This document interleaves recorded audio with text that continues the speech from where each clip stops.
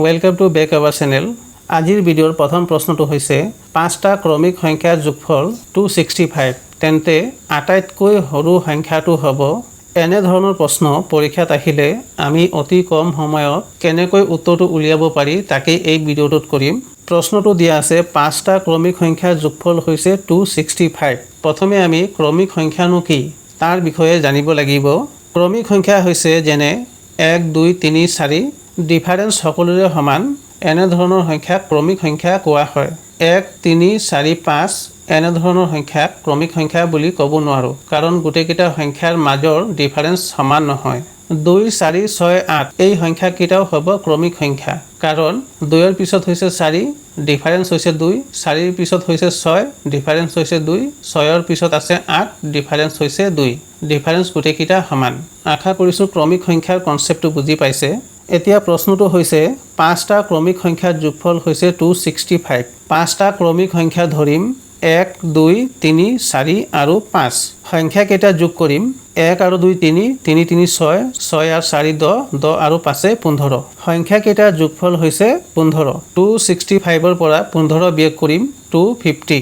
যেহেতু 5টা ক্ৰমিক সংখ্যাৰ যোগফল দিয়া আছে 265 তাৰ কাৰণে 265ৰ পৰা 15 মাইনাছ কৰা হৈছে।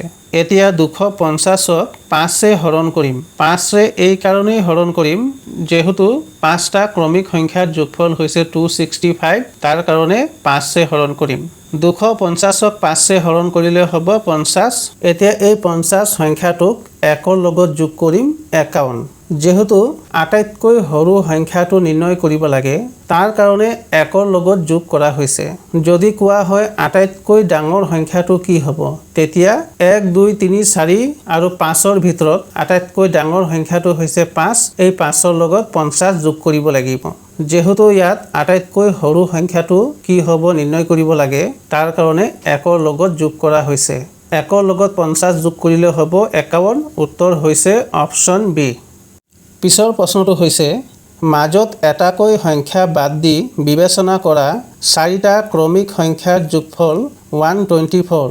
সংখ্যাকেইটাৰ আটাইতকৈ সৰু সংখ্যাটো হৈছে। ইয়াত 4টা ক্ৰমিক সংখ্যাৰ যোগফল দিয়া আছে 124।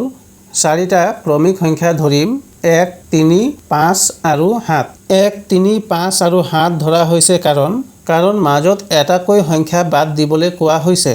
প্ৰথম সংখ্যাটো 1 লিখা হৈছে, 1ৰ পিছত 2 বাদ দিয়া হৈছে, 3 লিখা হৈছে, 3ৰ পিছত 4 বাদ দিয়া হৈছে, 5 লিখা হৈছে আৰু 5ৰ পিছত 6 বাদ দিয়া হৈছে, 7 লিখা হৈছে। এতিয়া 1 3 5 আৰু 7 যোগ কৰিম। 1 3 5 আৰু 7 যোগ কৰিলে হ'ব 16। 124ৰ পৰা 16 বিয়োগ কৰিম 108। 108ক 4ৰে হৰণ কৰিম। 4 2 8 10ৰ ইয়াত আছে 2 আৰু 8 28। 4 7 28। 108ক 4ৰে হৰণ কৰিলে হ'ব 27। এতিয়া এই 27ক 1ৰ লগত যোগ কৰিম 28। আটাইতকৈ সৰু সংখ্যাটো হৈছে 28। উত্তৰ হৈছে অপশ্যন ডি।